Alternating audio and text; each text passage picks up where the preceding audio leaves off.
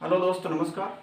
आज हम राजस्थान की 1857 की क्रांति के बारे में चर्चा करेंगे, क्योंकि 1857 की क्रांति से रिलेटेड हर एग्जाम में एक ना एक क्वेश्चन कन्फर्म ही आता है।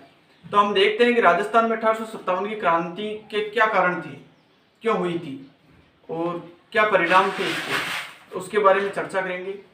तो राजस्थान में 1857 की जो क्रांति हुई थी, तो 1857 के समय जो एजेंट टू गवर्नर जनरल, जिसको शॉर्ट में कहते हैं एजीजे, वो कौन थे? जॉर्ज पैट्रिक लॉरेंस थे।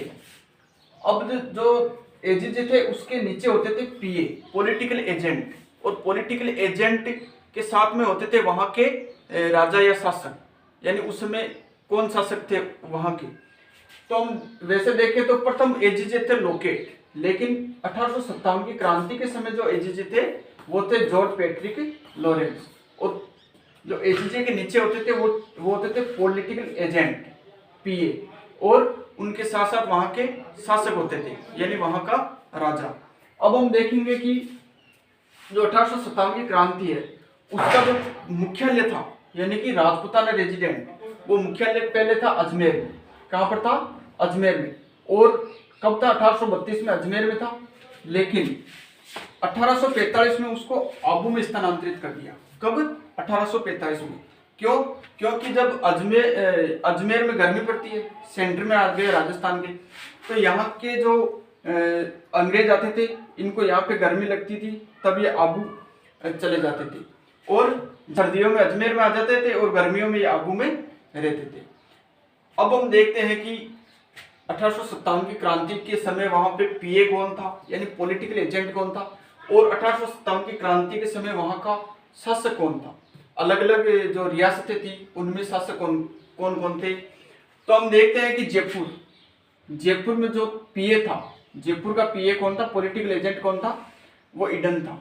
कौन था? ईडन था। और वहां का शासक कौन था उस समय? राम सिंह सेकंड। कौन था? राम सिंह सेकंड। अब हम देखते हैं कि भरतपुर का जो पॉलिटिकल एजेंट था वो मॉरिसन था, और वहां का उस समय शासक कौन था? जसवंत सिंह। उसी तरह कोटा के कौन थे? बर्टन थे। कौन? पॉलिटिकल एजेंट एंड पीए, और वहां के शासक थे राम सिंह। बूंदी का भी राम सिंह ही था। और इसके आगे हम देखते हैं कि सिरोही का जो पॉलिटिकल एजेंट था वो था जेडी हॉल, और वहां का शासक कौन था? वहां का शासक था शिव सिंह। उसी प्रकार उदयपुर का देखते हैं या मेवाड़ का देखते हैं, तो मेवाड़ का उस समय राजा तो थे स्वरूप सिंह, और पॉलिटिकल एजेंट थे सावर्स। कौन थे? सावर्स पॉलिटिकल एजेंट थे, और वहां का शासक कौन था 1857 की क्रांति के समय? उदयपुर या मेवाड़ का स्वरूप सिंह।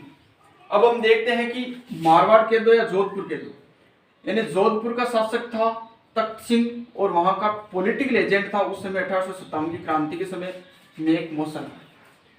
क्योंकि आजकल ज्यादातर जो पेपर होते हैं उनमें इनके पीए और वहां का शासक ज्यादा पूछने लग रहे हैं, तो इनका थोड़ा सा ध्यान रखना कि किस स्थान, मतलब किस जगह का कौन शासक था और कौन पॉलिटिकल एजेंट था।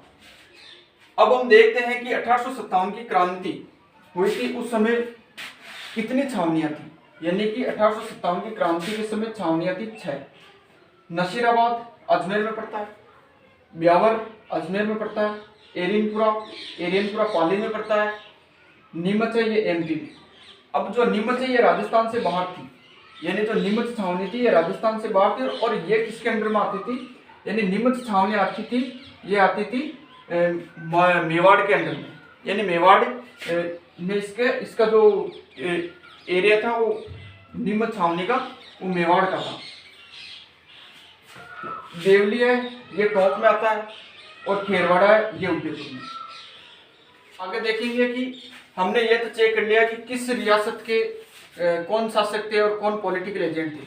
अब हम देखेंगे कि राजस्थान में जो क्रांति भड़की थी उसका मुख्य कारण क्या था। यानी भारत में क्रांति की डेट 10 मई, यानी भारत में कब क्रांति भड़की थी? 10 मई को मेरठ यूपी से, मेरठ से यह क्रांति भड़की थी। यानी भारत में जो क्रांति की शुरुआत हुई थी 10 मई। अब ये क्रांति यानी कि भारत में 10 मई से हो गई थी। अब ये राजस्थान में इस क्रांति का पता चला था 19 मई। किसको? लॉरेंस को। क्योंकि एजेंट टू गवर्नर जनरल कौन था? लॉरेंस था। इस चीज का पता चला था इस लॉरेंस को। और ये लॉरेंस कहां पर बैठा था? अबूज। अब ये अलग अलग शासक थे, यहाँ के पॉलिटिकल एजेंट थे, उनको ये पत्र लिखता है कि क्रांति भड़क चुकी है और राजस्थान में भी भड़केगी क्रांति, ये फिक्स है। इसको पता था कि राजस्थान में भी भड़केगी, तो ये अलग अलग जो शासक थे, अलग अलग रियासतों के शासक, उनको ये पत्र लिखता है कि जब क्रांति भड़केगी तो तुम हमारा सहयोग करोगे। कौन कहता है? एजीजी, यानी जाट पेट्रिक लॉरेंस से ये क्या कहता है कि तुम हमारा सहयोग करोगे, यानी हमारी सहायता करेंगे। क्यों? वो अब इनको ये याद दिला रहा है, ये अलग अलग शासक थे, इनको ये याद दिला रहा है कि जब हम साइक संधियां की थी, साइक संधियां कब की थी? 1817-18 के मध्य साइक संधियां की। और साइक संधियां में ये शर्तें थी कि हम, यानी कि आपकी मुसीबत आएगी तो हम साथ देंगे और हमारी मुसीबत आएगी तो आप हमारा साथ दोगे। ये याद दिला रहा है साइक संधियों की याद दिला रहा है लॉरेंस। अब जो साइक संधि, प्रथम साइक संधि हुई थी वो करौली ने की थी। प्रथम साइक संधि कब? 1817 में। लेकिन पूर्ण शर्तों सहित जो साइक संधि हुई थी वो हुई थी 1817 में। किसने की थी? कोटा ने। और सबसे अंत में जो साइक संधि की थी वो की थी सिरोही ने। सबसे अंत में संधि किसने की थी? साइक संधि